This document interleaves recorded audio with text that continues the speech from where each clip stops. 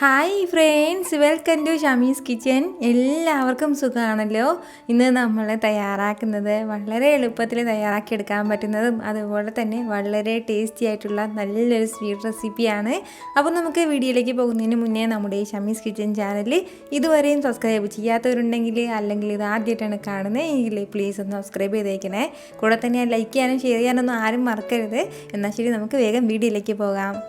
ഞാനിപ്പോൾ ഇതുപോലൊരു കടായി അടുപ്പത്തേക്ക് വെച്ചിട്ടുണ്ട്. അതൊന്ന് നന്നായിട്ടൊന്ന് ചൂടായി വരുമ്പോഴത്തേക്കും ഫസ്റ്റ് നമുക്ക് ഇതിലേക്ക് ചേർത്ത് കൊടുക്കേണ്ടത് ഇതുപോലെ ഒരു സ്പൂൺ അളവിൽ നെയ്യാണ്. അപ്പോൾ നമുക്ക് ഇതിലേക്ക് ചേർക്കാം. നെയ്യ് തന്നെ ചേർക്കണം, അപ്പോഴാണ് അതിൻ്റെ കറക്റ്റ് ടേസ്റ്റ് നമുക്ക് കിട്ടുന്നത്. നെയ്യ് നല്ലതുപോലെ ഒന്ന് ചൂടായി വരുമ്പോഴത്തേക്കും പിന്നെ നമുക്കിതിലേക്ക് വേണ്ടത്, ഞാനിപ്പോൾ ഇതുപോലെ ഒരു 400 ഗ്രാം അളവിൽ ക്യാരറ്റ് എടുത്തിട്ടുണ്ട്. എന്നിട്ട് അത് ചെറുതായിട്ട് ഇതുപോലെ നീളത്തിൽ അരിഞ്ഞെടുത്തിരിക്കുകയാണ്. ഗ്രേറ്ററിൽ വെച്ചിട്ടല്ല അരിഞ്ഞെടുത്തിട്ടുള്ളത്. ഓരോ ക്യാരറ്റും ഇതുപോലെ ചെറിയ ചെറിയ 2-3 പീസായിട്ടൊന്ന് കട്ട് ചെയ്തതിന് ശേഷം നീളത്തിലൊന്ന് സ്ലൈസ് ചെയ്ത് ഒന്ന് കത്തി വെച്ചിട്ട് തന്നെ ഒന്ന് അരിഞ്ഞെടുത്തതാണ്. അപ്പോൾ ഇതിന് പകരം നമുക്കൊന്ന് ഗ്രേറ്ററിൽ വെച്ചിട്ട് ഗ്രേറ്റ് ചെയ്തെടുക്കണമെന്നുണ്ടെങ്കിൽ അങ്ങനെയും ചെയ്തെടുക്കാം. പക്ഷേ ഇതുപോലെ ചെയ്തെടുക്കുമ്പോൾ ഒരു സ്പെഷ്യൽ ടേസ്റ്റാണ്. അതായത് ഇങ്ങനെ കടിക്കാനൊക്കെ നമുക്ക് കിട്ടും. അതിന് വേണ്ടിയിട്ടാണ്.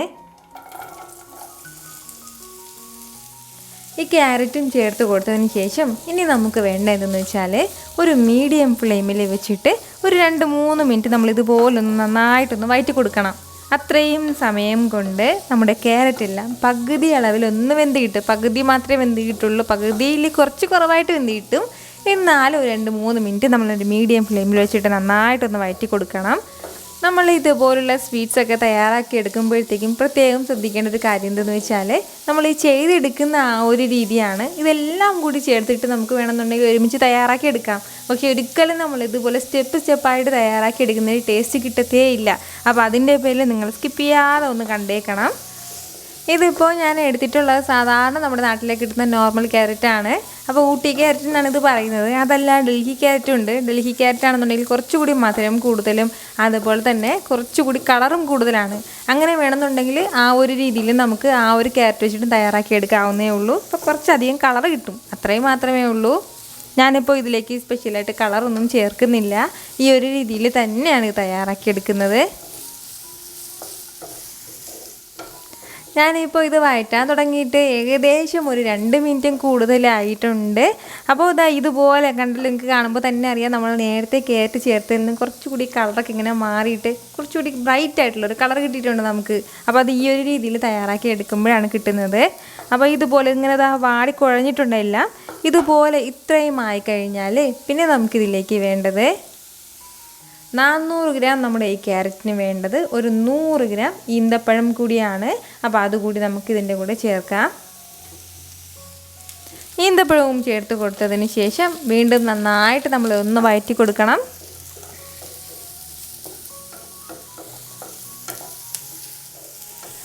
ഇതുപോലെ ഒരു അല്പസമയം നമ്മുടെ ക്യാരറ്റും അതുപോലെ തന്നെ ഈന്തപ്പഴവും എല്ലാം നന്നായിട്ടൊന്ന് വഴറ്റി കൊടുത്തു കഴിഞ്ഞാൽ പിന്നെ നമുക്കിതിലേക്ക് വേണ്ടത് ഒരു 400 ml പാല് കൂടിയാണ്. ഇത് വന്നിട്ട് 200 ml മെഷർമെൻറ്റ് കപ്പാണ്. അപ്പോൾ ഇതിൽ 2 കപ്പ് പാലാണ് നമുക്ക് ഇതിലേക്ക് വേണ്ടത്. അതായത് 400 ഗ്രാം ക്യാരറ്റാണ് ചേർത്ത് കൊടുത്തിട്ടുള്ളത്. അതേ സെയിം അളവിൽ തന്നെ നമുക്ക് ഇതിലേക്ക് പാലും വേണം.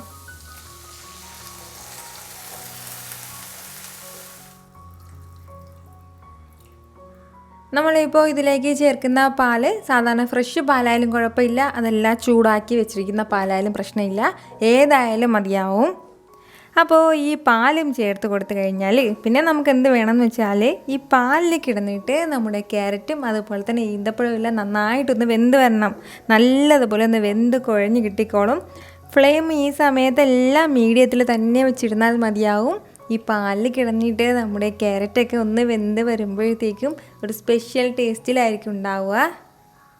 നമുക്കിത് വേണമെന്നുണ്ടെങ്കിൽ അടച്ച് വെച്ചിട്ടൊന്ന് വേവിച്ചെടുക്കാം. അതല്ലാന്നുണ്ടെങ്കിൽ ഈ ഒരു രീതിയിൽ തന്നെ വേവിച്ചെടുക്കാവുന്നേ ഉള്ളൂ. ഞാനിപ്പോൾ ഇത് അടച്ച് വെക്കുന്നില്ല, കാരണം ഇത് അടച്ച് വെക്കുമ്പോഴത്തേക്കും പെട്ടെന്ന് ഈ പാലിങ്ങനെ പൊങ്ങിക്കളയും. അപ്പോൾ അത് നമ്മൾ പ്രത്യേകം ശ്രദ്ധിക്കണം. അടുത്ത് തന്നെ നിൽക്കണം. ഇടയ്ക്കിടയ്ക്ക് നമ്മളിത് ഇളക്കി കൊടുത്തുകൊണ്ടേ ഇരിക്കണം. ഏകദേശം ഒരു 2-3 മിനിറ്റും കൂടി കഴിഞ്ഞപ്പോഴത്തേക്കും നമ്മുടെ പാലെല്ലാം നന്നായിട്ട് വറ്റിയതായി ഇപ്പോൾ കുറുകി വന്നിട്ടുണ്ട്. നിങ്ങൾക്ക് കാണുമ്പോൾ തന്നെ അറിയാമല്ലോ, നല്ല ക്രീമി ആയിട്ടാണ് ഇതിപ്പോൾ ഉള്ളത്. അപ്പോൾ ഇത് ഇത്രയും ആയിക്കഴിഞ്ഞാൽ ഇനി നമുക്ക് വേണ്ടത്, ഇനി ഫ്ലെയിം ഒന്ന് കുറച്ച് വെച്ച് കൊടുക്കണം. അപ്പോൾ ഈ ഒരു രീതിയിൽ തന്നെ നമ്മൾ പ്രത്യേകം ഒന്ന് തയ്യാറാക്കി എടുക്കാൻ വേണ്ടി ഒന്ന് ശ്രദ്ധിച്ചേക്കണം. ഇപ്പോൾ നല്ലതുപോലെ സോഫ്റ്റായിട്ട് വന്നിട്ടുണ്ട്, നമ്മുടെ ക്യാരറ്റ് എല്ലാം നന്നായിട്ട് വെന്തിട്ടുണ്ട്. അപ്പോൾ ഈ ഒരു രീതിയിലായി കഴിഞ്ഞാൽ ഇതുപോലെ ഇത്രയും ക്രീമി ആയിട്ടുണ്ടായിരിക്കണം, നന്നായിട്ട് നമ്മുടെ ക്യാരറ്റും വെന്തിട്ടുണ്ടാവണം. ഇതുപോലെ ആയിക്കഴിഞ്ഞാൽ ഇനി നമുക്കിതിലേക്ക് വേണ്ടത് മധുരത്തിന് ആവശ്യമുള്ള പഞ്ചസാര കൂടിയാണ്. ഞാനിപ്പോൾ ഇതുപോലെ ഒരു അര കപ്പിൽ നിന്നും ഒരല്പം കുറവായിട്ട്, അതായത് ഒരു 3/4 കപ്പ് അളവിൽ മാത്രമേ ഞാനിപ്പോൾ പഞ്ചസാര എടുത്തിട്ടുള്ളൂ. നമ്മുടെ ഈന്തപ്പഴമൊക്കെ നല്ല മധുരമുള്ളതാണ്, അപ്പോൾ അതിനനുസരിച്ചിട്ട് വേണം പഞ്ചസാര ചേർത്ത് കൊടുക്കാനായിട്ട്. വളരെ കുറച്ച് മതിയെങ്കിൽ ഇതിൽ നിന്നും കുറച്ചുകൂടി ചേർക്കാവുന്നേ ഉള്ളൂ. അപ്പോൾ ഈ ഒരു അളവാകുമ്പോൾ നല്ല കറക്റ്റായിട്ടുണ്ടാവും. ഞാൻ എപ്പോഴും തയ്യാറാക്കുന്നതിൻ്റെ പേരിൽ എനിക്ക് കറക്റ്റ് അളവ് അറിയാം, അതിൻ്റെ പേരിലാണ് ഈ ഒരു അളവിൽ ചേർത്തിട്ടുള്ളത്. പഞ്ചസാരയും ചേർത്ത് കൊടുത്തതിന് ശേഷം ഇനി നമുക്ക് വീണ്ടും നന്നായിട്ടൊന്ന് മിക്സ് ചെയ്ത് കൊടുക്കണം. അപ്പോൾ പഞ്ചസാര ചേർക്കുമ്പോഴത്തേക്കും വീണ്ടും ഇത് മെൽറ്റായി തുടങ്ങും. നമ്മൾ വെള്ളമൊക്കെ ഒഴിച്ചതുപോലെ വീണ്ടും ഇത് ചെറുതായിട്ടൊന്ന് ലൂസായി തുടങ്ങും. അതിനുശേഷം വീണ്ടും ഒന്ന് വറ്റിച്ചെടുക്കണം. അപ്പോൾ ഇങ്ങനെ ഈ ഒരു സ്റ്റേജിൽ നമ്മളിത് ചേർക്കണം. എന്തെന്ന് വെച്ചാൽ ഇങ്ങനെ ചേർക്കുമ്പോൾ മാത്രമേ ഈ പഞ്ചസാരയൊക്കെ നമ്മുടെ ക്യാരറ്റിൽ നന്നായിട്ട് പിടിച്ചിട്ട് വരുള്ളൂ. അതല്ലാതെ ലാസ്റ്റിൽ നമ്മളിതെല്ലാം കൂടി സെർവ് ചെയ്യാൻ ടൈമിൽ അല്ലെങ്കിൽ ഇറക്കി വെക്കാൻ ടൈമിൽ ആ ഒരു സമയത്ത് നമ്മളിതിലേക്ക് മധുരം ചേർക്കുകയാണെന്നുണ്ടെങ്കിൽ മധുരമൊക്കെ ഇതിന് പുറത്ത് മാത്രമേ ഇങ്ങനെ ഉണ്ടാവുള്ളൂ, അതല്ലാതെ നമ്മുടെ ക്യാരറ്റിനുള്ളിൽ നല്ലതുപോലെ മധുരം പിടിച്ചിട്ടുണ്ടാവില്ല. അപ്പോൾ അതിൻ്റെ പേരിലാണ് ഈ ഒരു സമയം നമ്മളിതിലേക്ക് ചേർത്ത് കൊടുക്കുന്നത്. ആവശ്യത്തിനുള്ള മധുരവും ചേർത്ത് കൊടുത്തു കഴിഞ്ഞാൽ വീണ്ടും നമ്മളിത് ഇടയ്ക്കിടയ്ക്ക് ഒന്ന് ഇളക്കി കൊടുക്കണം. അതിനുശേഷം നല്ലതുപോലെ ഇതെല്ലാം ഒന്ന് വറ്റിച്ചെടുക്കണം. എന്നാൽ ശരി, വീണ്ടും മീഡിയം ഫ്ലെയിമിൽ നിന്ന് അല്പം കൂടി കുറച്ച് വേണം ഈ ടൈമിൽ വെക്കാനായിട്ട്. ഇനി നമ്മൾ ഫ്ലെയിം കൂട്ടി വയ്ക്കരുത്, കാരണം എന്ന് വെച്ചാൽ ഇത് പെട്ടെന്ന് അടുക്കി പിടിക്കും, അതിൻ്റെ പേരിലാണ്.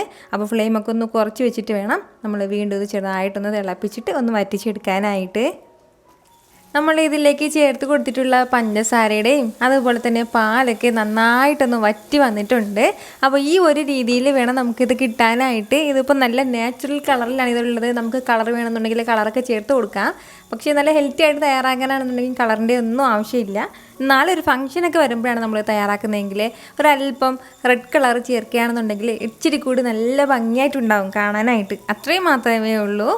ഇത്രയും ആയിക്കഴിഞ്ഞാൽ ഇനി നമുക്കിതിലേക്ക് വേണ്ടതാണ്, ഞാനിപ്പോൾ കുറച്ച് ബദാം അതുപോലെ തന്നെ ഒരു 2 ടേബിൾ സ്പൂൺ അളവിൽ നെയ്യിലൊന്ന് വറുത്തെടുത്തിട്ടുണ്ട്. ബദാമിന് പകരം നമുക്ക് അണ്ടിപ്പരിപ്പ് എടുക്കാം. അതുപോലെ തന്നെ വേറെ എന്തെങ്കിലും നട്ട്സൊക്കെ ഇഷ്ടമുണ്ടെങ്കിൽ അതൊക്കെ ചേർത്ത് കൊടുക്കാവുന്നേ ഉള്ളൂ. അപ്പോൾ അത് നമുക്കിതിൻ്റെ കൂടെ ചേർക്കാം. അപ്പോൾ ഈ ഒരു സമയം വേണം ഇത് ചേർക്കാനായിട്ട്. അതുപോലെ തന്നെ പിന്നെ നമുക്കിതിലേക്ക് വേണ്ടത് ഒരു 1/2 ടീസ്പൂൺ അളവിൽ ഏലക്ക പൊടിച്ചതും കൂടിയാണ്. അപ്പോൾ ഇതിന് പകരം നമുക്ക് ഒരു 2-3 അളവിൽ ഏലക്ക, മുഴുവൻ ഏലക്ക ചേർത്ത് കൊടുക്കാം. അപ്പോൾ അത് ഫസ്റ്റിലേ ചേർത്ത് കൊടുക്കണം. ഏലക്ക പൊടിയാണെന്നുണ്ടെങ്കിൽ മാത്രം ഈ ഒരു സമയം ചേർത്താൽ മതിയാവും. ഇത് ഇത്രയും ചേർത്ത് കൊടുത്തിട്ട് വീണ്ടും നന്നായിട്ടൊന്ന് മിക്സ് ചെയ്തെടുക്കണം. അപ്പോൾ ഞാൻ പ്രത്യേകം പറഞ്ഞ 2-3 കാര്യങ്ങളൊക്കെ മറക്കണ്ട. ഇതുപോലെ സ്റ്റെപ്പായിട്ട് വേണം നമ്മൾ തയ്യാറാക്കി എടുക്കാനായിട്ട്. അതുപോലെ തന്നെ മധുരമൊക്കെ നമ്മുടെ ആവശ്യത്തിനനുസരിച്ചിട്ട്, ഈന്തപ്പഴത്തിന് നല്ല മധുരമുണ്ടെങ്കിൽ അതിനനുസരിച്ചിട്ട് മാത്രം പഞ്ചസാര ചേർത്ത് കൊടുത്താൽ മതിയാവും. ഒരു ഫംഗ്ഷനൊക്കെ വരുമ്പോഴാണെന്നുണ്ടെങ്കിലും വീട്ടിലെന്തെങ്കിലും വിശേഷ ദിവസങ്ങളൊക്കെ ഉണ്ടെങ്കിൽ ഉറപ്പായിട്ട് നിങ്ങൾക്ക് ഒന്ന് ട്രൈ ചെയ്ത് ഒരു കുട്ടി ബൗളിലാക്കി എല്ലാവർക്കും കൊടുക്കുകയാണെന്നുണ്ടെങ്കിൽ എല്ലാവർക്കും നന്നായിട്ട് ഇഷ്ടമാവും. അപ്പോൾ ട്രൈ ചെയ്ത് നോക്കുന്നവരെല്ലാവരും മറക്കാതെ എനിക്കൊന്ന് ഫീഡ്ബാക്ക് അറിയിക്കണം. കാരണം നിങ്ങളുടെ ഫീഡ്ബാക്ക് കാണുമ്പോഴായിരിക്കും അത് മറ്റുള്ളവർക്ക് ഒന്ന് ട്രൈ ചെയ്ത് നോക്കാനുള്ളൊരു പ്രചോദനം ഉണ്ടാവുന്നത്. അപ്പോൾ വീണ്ടും നല്ലൊരു ഉഷാർ വീഡിയോ ഞാൻ വരുന്നതായിരിക്കും. പിന്നെ നമ്മുടെ ഫേസ്ബുക്കും ഇൻസ്റ്റാഗ്രാമിൽ നിങ്ങൾ ട്രൈ ചെയ്യുന്ന ഫോട്ടോസൊക്കെ എനിക്കൊന്ന് അയച്ചേക്കണം. ഇതുവരെയും ഫോളോ ചെയ്യാത്തവരുണ്ടെങ്കിൽ ഉറപ്പായിട്ട് ഒന്ന് ഫോളോ ചെയ്തേക്കണം. അപ്പോൾ വീണ്ടും നല്ലൊരു ഉഷാർ വീഡിയോ ഞാൻ വരുന്നതായിരിക്കും. അതുവരേക്കും എല്ലാവരും ഹാപ്പി ആയിട്ടിരിക്കുക, സന്തോഷമായിട്ടിരിക്കുക, എല്ലാവരും സേഫ് ആയിട്ടിരിക്കണം. Take care friends.